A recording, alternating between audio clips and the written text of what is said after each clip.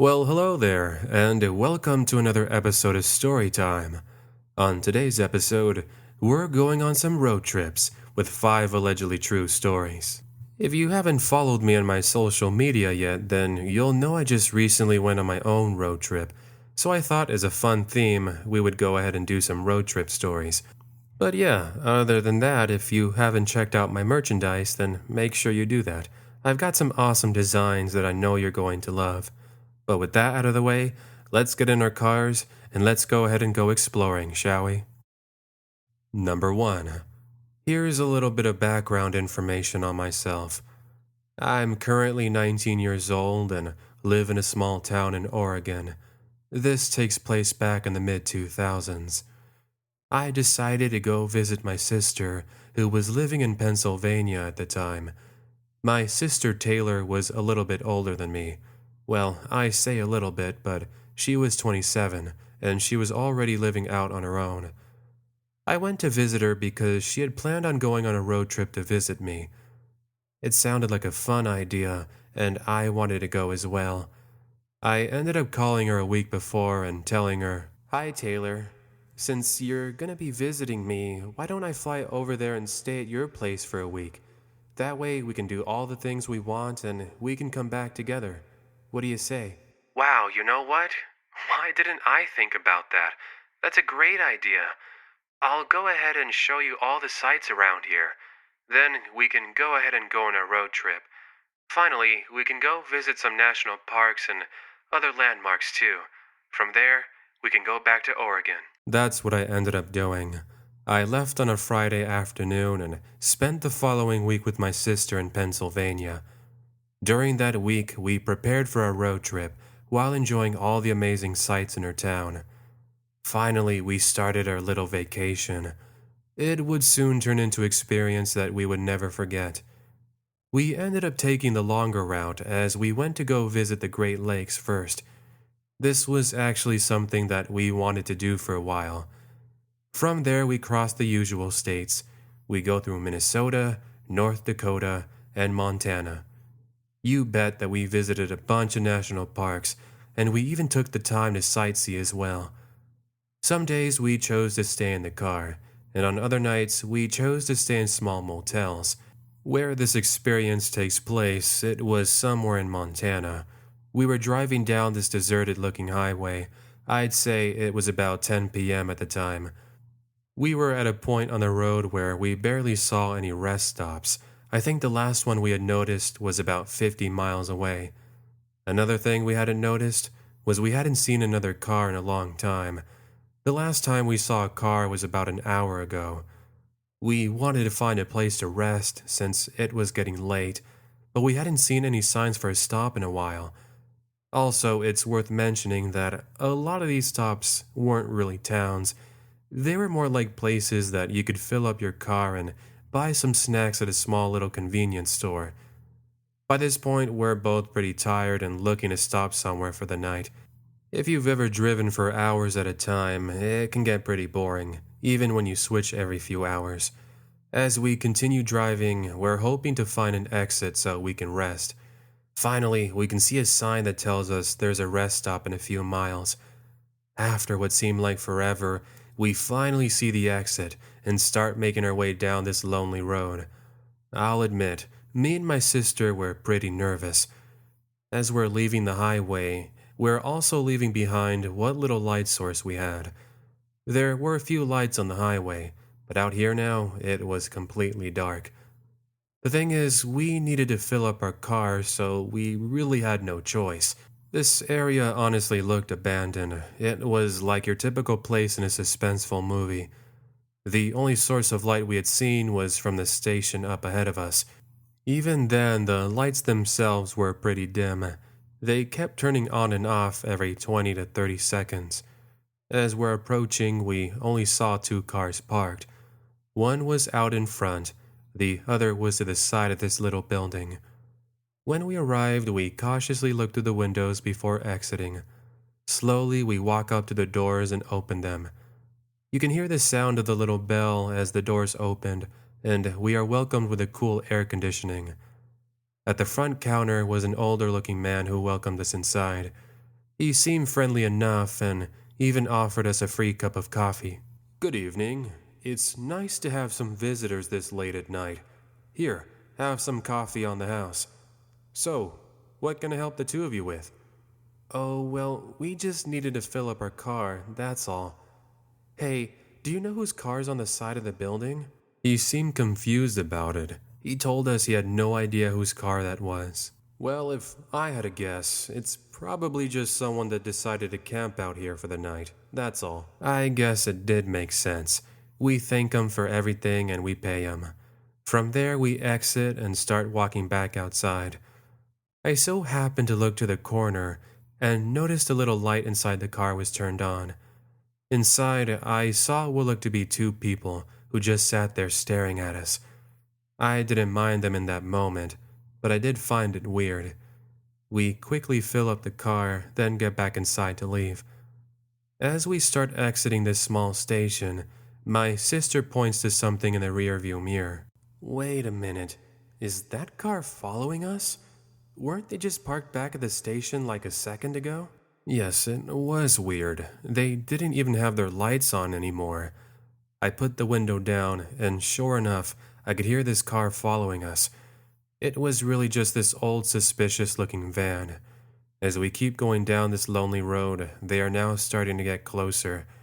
It got to the point where they were literally bumping into us, trying to force us to stop. I tell my sister to get on the phone and call officers. There were a couple of things wrong with this, though. 1, we didn't even know how to tell them where we were. 2, when my sister tried calling, there was really bad cell phone reception. We were in between a mountain area, so getting a phone call out here was near impossible. We are now on the highway going faster, and they are doing the same. Over the course of the next 20 minutes, we are just on high alert, as this vehicle is driving in a very strange manner. At one point, they managed to get right next to us. I see as one of them in the passenger seat pulls down the window. Obviously, these two were up to no good. Again, they try to bump into us, but I sped up just in time. This caused them to almost lose control. This continued on for a little more, until we noticed red and blue lights in our rearview mirror. I guess while that was happening, an officer that was parked on the side of the highway happened to see what the van was doing to us. In that moment, the van pulls off the highway and onto the desert area. From there, the officer follows him.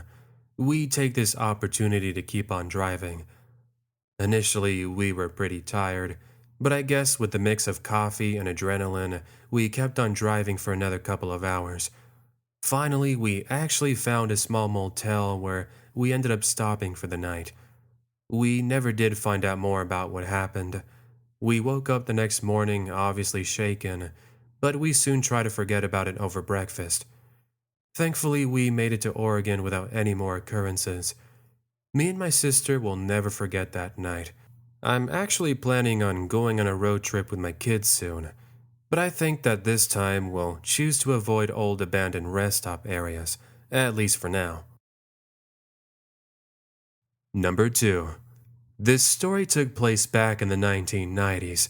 What better story than being lost in the middle of nowhere, am I right? Here's how it goes. I still remember it because it was a cold and rainy day. Yeah, typical. I was on a road trip delivering some things for my mom and my dad. I'd moved about 8 hours away from home about a month ago. Of course, as it turned out, my mom had left some important documents in one of the drawers of furniture. Normally, I could have just mailed it back, but it does give me an excuse to go on a road trip. Besides, I had planned on doing one for a while. Along the way was a national park that I wanted to visit, so I figured I would go ahead and visit it on the way back. I didn't want to deal with traffic, so I ended up leaving in the late afternoon. I would go ahead and pull a late-night drive and arrive early the next morning. Remember that this was during a time when GPS wasn't really something you would see in cars, and with no cell phone, it did make calling for help impossible. It was around 1 in the morning and I was on a stretch of road that was pretty much in the middle of nowhere. With the added rain and a light mist, it made it very difficult to see around me. Also, the light from my car barely provided any assistance due to the rainy conditions. Another thing I noticed was there were no cars. I mean, I haven't seen one in miles. I'd been following the highway for the most part, but with the difficult conditions I mentioned, I may have misread one of the signs. Now it seemed like I was driving into this very desolate and quiet wooded area. The road still continued on, so I figured I would just continue on and see if I met up on another highway I could take. Although I did have a map with me, it was difficult to follow. Looking back, relying on a small little map from one of those 99-cent stores wasn't exactly my best idea. Next time, I'll make sure to invest in a larger, better quality map. Still, from what I could read, it showed this road continued north, which I needed to go to anyways. If anything, this acted sort of like a shortcut, so I guess this was a good idea. Not exactly, though. Another 10 minutes, and I can see a crossroads in the middle of the road. This was confusing. There wasn't any indication of a crossroads on the map. Either this map wasn't updated in a while, or this was new. I took my chances and chose to go down one of these roads. The further I went down, the worse quality the road was becoming. Now it was more of a dirt road and not so much pavement. It was becoming obvious I was lost. As I make a turn around a bend, I can see a house up in the distance, right in the middle of the woods. When my headlights shine on the house, it looked to be abandoned.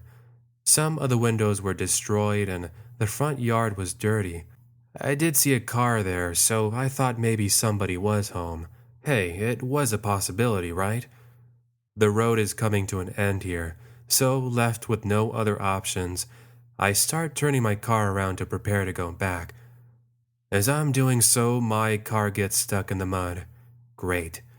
At this point, it had been pouring like crazy, and thus making it difficult for my car to function.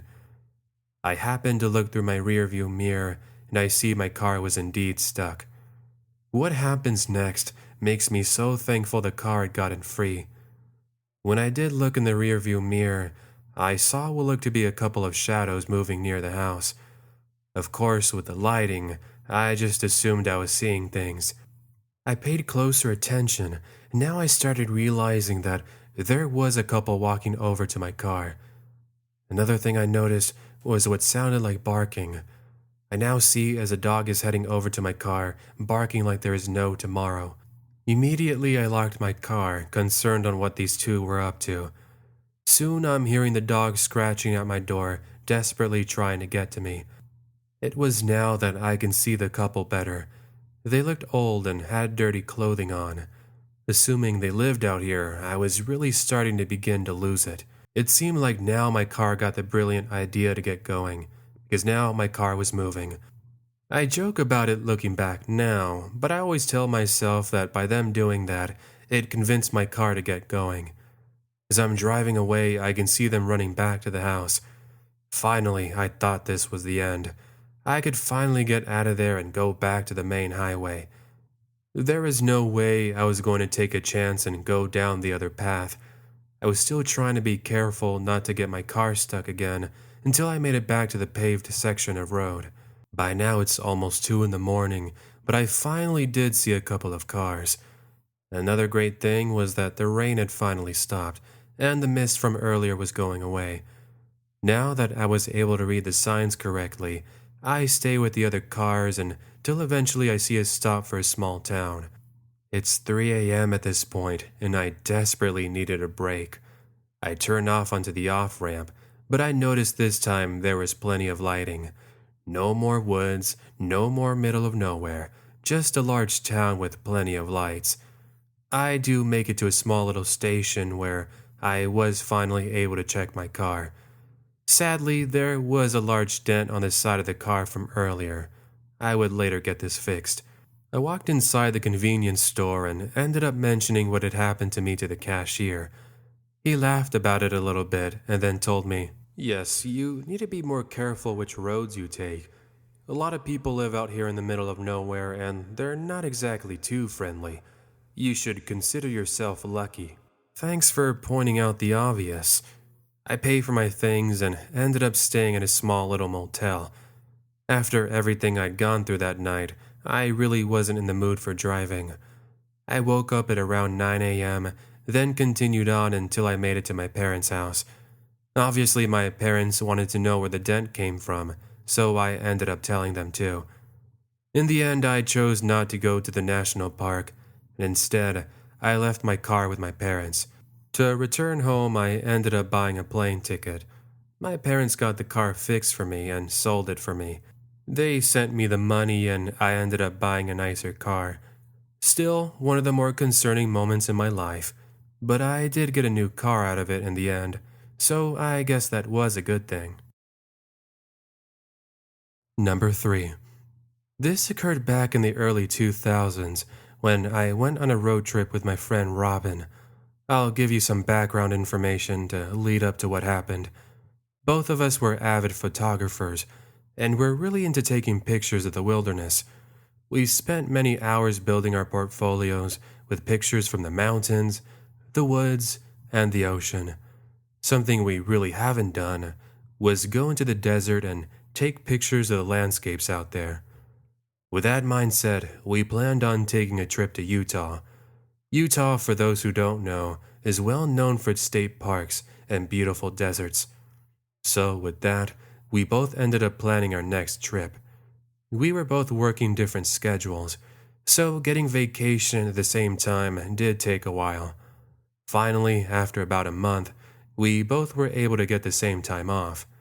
It was set. We left our town in California at around 5 in the morning and started our week-long adventure. We proceeded to enjoy miles of driving and singing along to our favorite songs. Yes, I know, lame, but it's how we pass the time. After making a few stops here and there, we arrived later that afternoon. You can imagine after driving all that time, we were both pretty tired. After getting some sleep, our next plan was to go camping out in the desert. Before leaving our little hotel, we make a stop at a little convenience store. That's where we could go pick up some food and other essentials. After that, we get in a rented trailer and start making our way over to the state park that was shown on our map. When we arrived, we get to this area where one can stop and park their cars. One thing we did notice was this road that we could follow that would take us out further into the desert.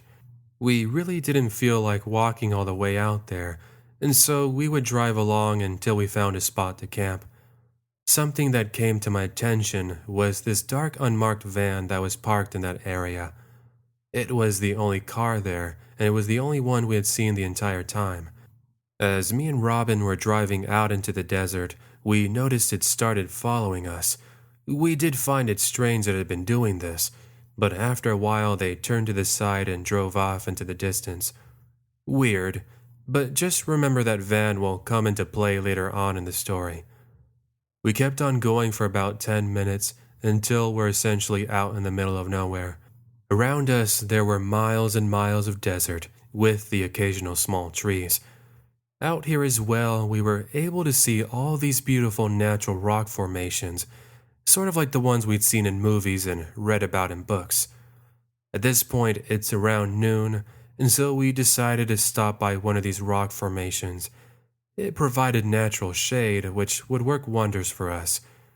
As soon as we arrived, we take the opportunity to set up our small little campsite. Once we get everything ready, it's now about 3 in the afternoon. We were pretty hungry, so we ended up starting to get some food going. We had brought some ramen with us, and so we ended up making that for food. It was fast and easy, which was nice. Once done, we sat around for another couple of hours. At around 5 p.m., we decided now that it was the perfect time to explore. The weather was cooling off, and we wanted to take pictures before it got too dark. Once we closed up our trailer and put everything away, we head on off into the desert.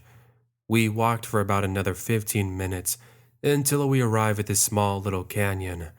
Here we had the option of walking down and going into this small little valley. We could see a nice little river down there with various neat rock formations that we hadn't seen where we camped. With there only being a little bit of sunlight left, we start making the way down these narrow winding trails. I should go ahead and give you a quick description of these trails. Like I mentioned, they were pretty narrow, and they required us to be careful. Since the trails twist and turn around the canyon, you couldn't actually see what was ahead of you. While going around one of these bends, we start to hear footsteps. We both froze, thinking we had first heard our own footsteps. The steps ended up stopping as soon as we did. When we continue walking, we end up running into this older-looking man. He just stood there. It was strange. It was in the 80s, and he was wearing winter clothing. I don't think that's something you would wear. Obviously, we should have just turned around there and then, but we decided to continue forward. The man continues to stare at us as we walk on by. I hadn't seen it, but my friend Robin tells me something as we're making our way down. "What's wrong, Robin? Don't tell me it was that man. Come on, don't worry about it. I'm sure he was just some random person out here. He must be exploring just like us." "No, it's not that." "All right then, what is it then?" "It's just that when I turned around, he kept on looking at us, almost like he was enjoying that we were nervous." You can imagine my reaction to hearing that. Here we are in the middle of nowhere with this stranger. We had no idea why he would be out here. Another thing we started thinking were all these stories about people going missing. Even with all that going on in our minds, we didn't want to leave just yet because he could have possibly been waiting for us or even hiding. Who knows, he could have had something with him. We were stuck. We aren't familiar with this area, so it's not like we had any other options. When we finally did make it to the bottom of the valley, we can get a better view of the canyon above us. We ended up skipping out on taking pictures, and now our main priority was finding another way up. With the nighttime slowly approaching, time was running out. With little to no light, we wouldn't want to be out here. Robin points out a trail that she saw that seemed to go back up to the canyon. It appeared to be a little further down the trail, but our hope was that it was far enough from our encounter. What other option did we have? All we had with us was a camera and a couple of water bottles. What were we going to do? Throw them at him? Moving on. We walk down the banks of this river until we can see a path that goes up. We now start making our way up carefully, looking for any signs of movement. Me and Robin once again start hearing movement, and we're thinking the worst.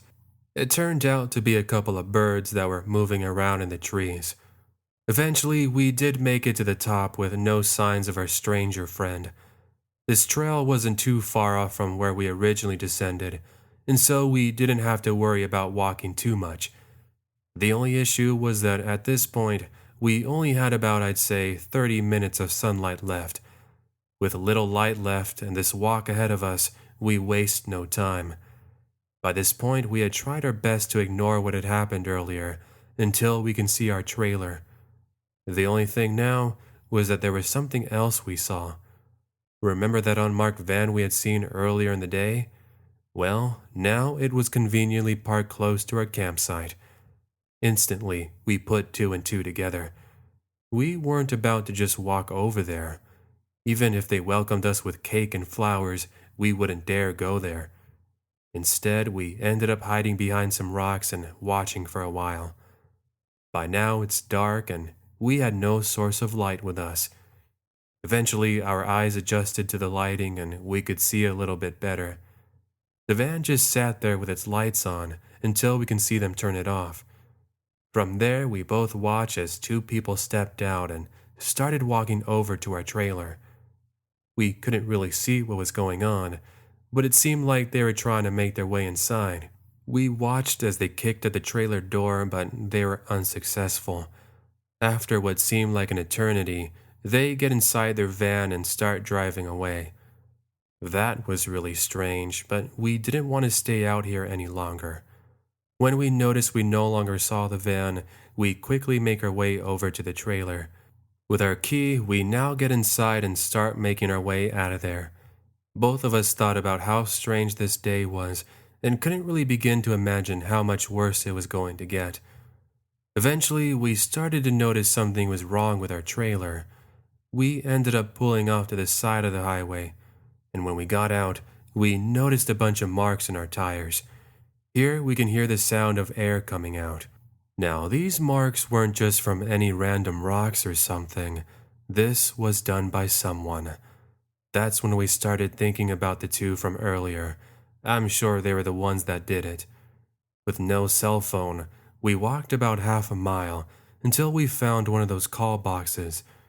We called AAA and they ended up sending somebody to help us out. The man that arrived took one look at the tires, and he confirmed that this indeed had been done by someone. It couldn't have been done by the road.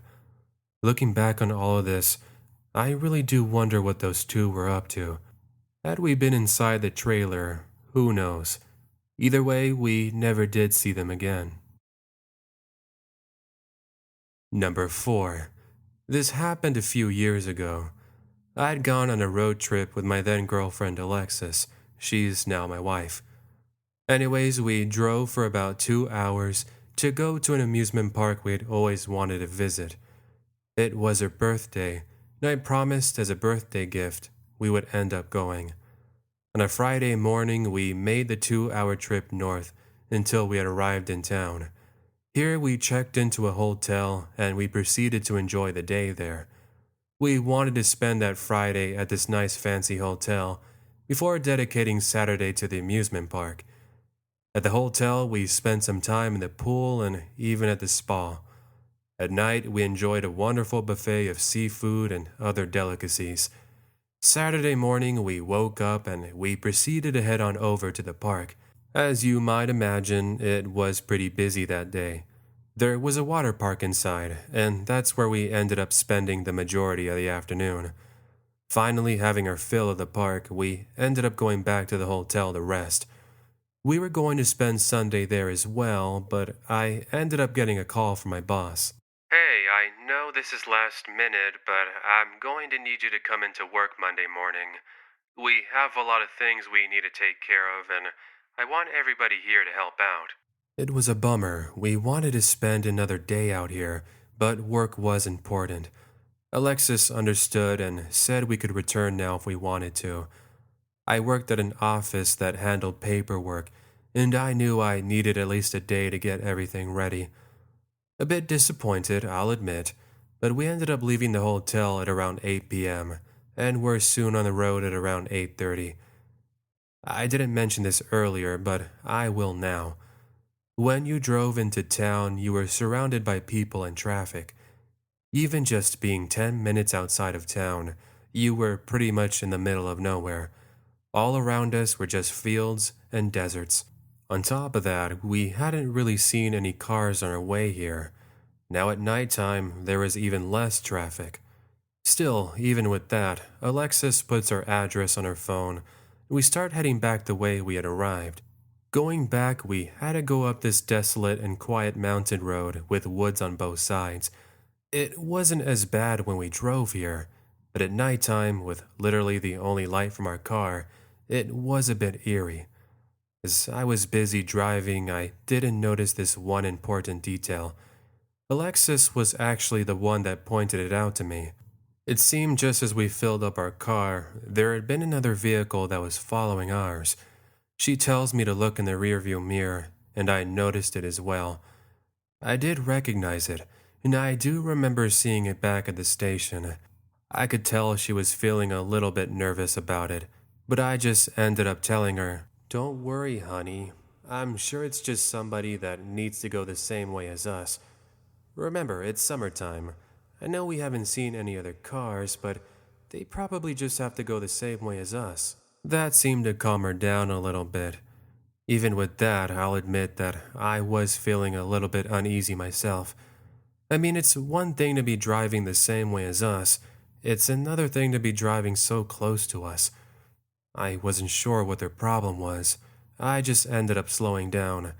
I figured that they would get annoyed by this and they would just end up passing us. They never did. They literally stayed right behind us the entire time. Even with their lights, I could see it was one person driving. I wanted to go faster so we could get to the more populated highway area, but even with that, still nothing.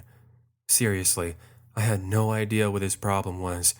I was already stressed because I had to work early on Monday.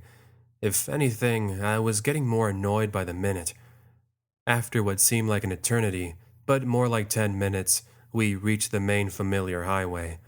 Thinking he was just a local who was bored, I honestly believed he would have turned down another road and leave. Of course, that didn't happen. He got onto the interstate with us as well.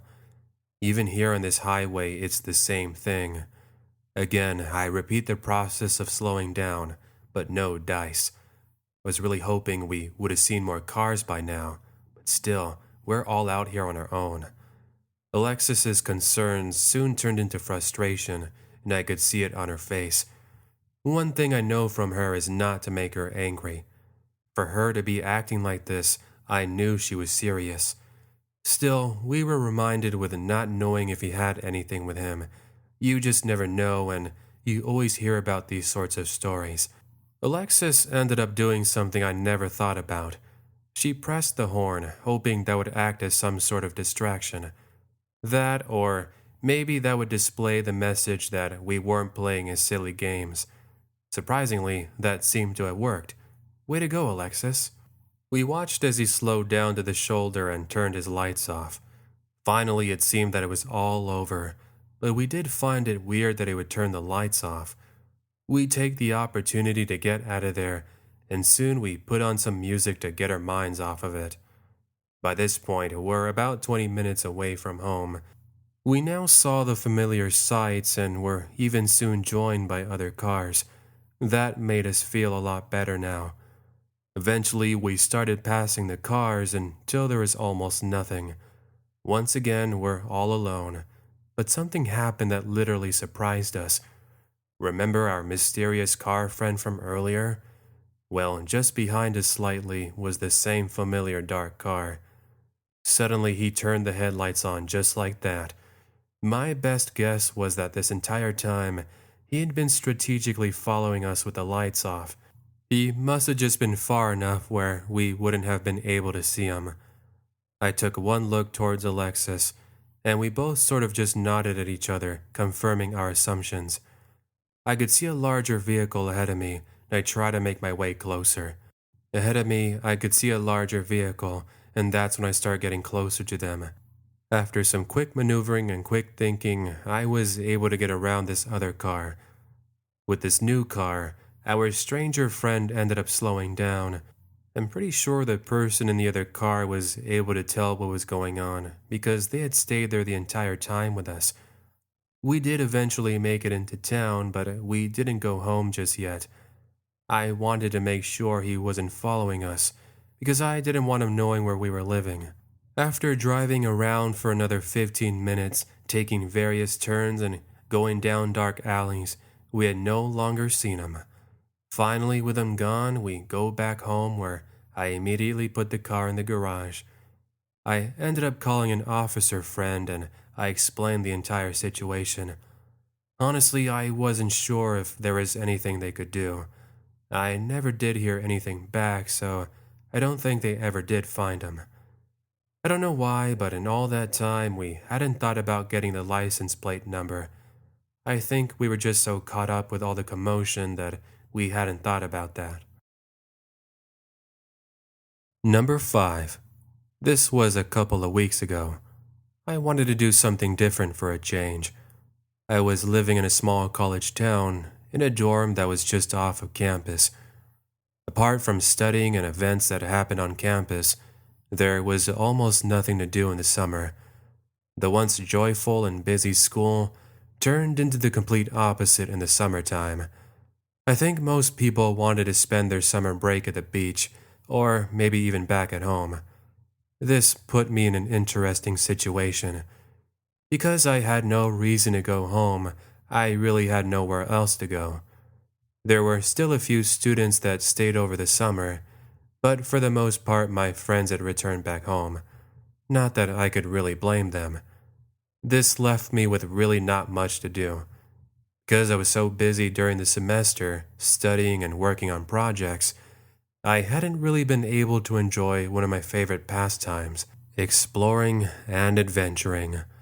What I mean by this was I love to go to these abandoned and lonely places.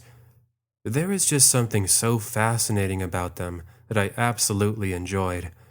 I spent the next couple of days at the library doing some research and looking up the places I could go and find. I ended up finding this one little farm that was off in the woods.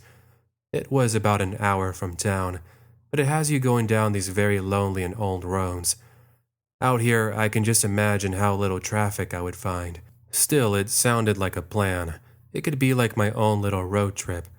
Not the most ideal kind of road trip, but it was one I would soon never forget. I was way too excited to go that I ended up leaving that same night. Looking back, I really do wish I would have gone when there was more sunlight. I follow the way on my phone until I reach a lonely little road that was mentioned on my map. I did notice as I started to get closer to the woods, the road ended up closing off. There was one of those barricades that was stopping me from continuing. Right away, that should have been my sign to leave, but I didn't. Instead, I stepped out of my car and made my way over. It was one of those barricades that had a removable chain. From there, you can push it open and then make your way down the road. I move it, and once I do, I get back in the car and continue. While going down this road, I saw a lot of abandoned cars and old little sheds. I'm guessing this all belonged to the farmer. Finally, after driving another 5 minutes, I reach a small field where I can see a building in the distance. At last, I had found the farm. I can see a barn, a shed, and a windmill. Well, it was true. This place was abandoned. The barn itself showed signs of damage, and it looks like people have been here before in the past. It was a bummer because I wanted to be the first one to explore it. Oh well, what can you do? I drive around the building first to make sure there was nobody around here. I hadn't seen any cars, so I concluded that I was the only one here. From there, I ended up walking over to the field where I would take some pictures. I was able to find this old-looking tractor. I actually sat on the tractor's seat for a few seconds, and I imagined to be the farmer. Brilliant imagination, if I do say so myself. I got bored after about 20 seconds. That was nothing. Now came the exciting part, going inside the barn and seeing what I could find. But first, let me take a picture of the barn. I put the camera up to my face and I proceeded to take a picture. As I'm looking through the lens and take the picture, I saw what I believed was somebody looking at me from behind the barn door. I do a double take as I put the camera down and look, but I don't see anything. I'm guessing my mind was playing tricks on me. I would soon find out that wasn't the case. Disregarding what I thought I saw, I now start making my way over to the barn area. I go over a small little fence, then arrive right at the main entrance. I slowly open the door, and inside I could see it was a mess. There were a bunch of boxes and tools everywhere. Inside, I seriously felt like the temperature had fallen 10 degrees. I got this chill as I slowly started walking in farther. I go to take some more pictures, and in between one of them, I hear the sounds of footsteps. There was a second-story ledge that had a ladder you can climb up to. I froze thinking that somebody else was here, but again, me being naive, I ignored it. Alright, just calm down. You've seen way too many movies. No one is out here but you. Just relax and enjoy this place. That's all I was able to tell myself. Sadly, my curiosity got the best of me. Against everything, I climbed this ladder just to prove to myself there is nothing here. I climb up, and as soon as I do, I'm about to step onto the top floor. That's when I started hearing whispering. In the dark corner, I can see a mattress, and I see a man who just sat there. We met eye to eye, and now he gets up. You can imagine just with that sight, I quickly jump down and get running back to the car. While doing so, I can hear the sounds of him running towards me. Me being the clumsy one, I ended up tripping right before reaching my car. I quickly got up and opened my door, and I start the car. He starts knocking on the window, and I could see the look of anger on his face. He looked old and dirty. My best guess was that he lived out here or something. Regardless, I don't stop until I'm back on the highway, and soon I'm back at my dorm. I know what you're thinking. I should have never gone on my own, but I did. I told my friends about it, and now they're interested in going to check out the place for themselves. I'm definitely not going this time. Oh yeah, I still have the photos if you would love to see them. I'll make sure to put them up so you can see them if you want. Well, hello there. Looks like you made it to the end. Thank you so much for watching and listening, and I hope you enjoyed today's video. So tell me, which story was your favorite? Let me know. Also, if you'd love to hear more stories, then make sure you stay tuned. We've got plenty of more exciting audio adventures on the way, and I know you won't want to miss any of it. I know, it's the end of today's adventures, but we'll be back next time. Until then, take care and have an amazing day.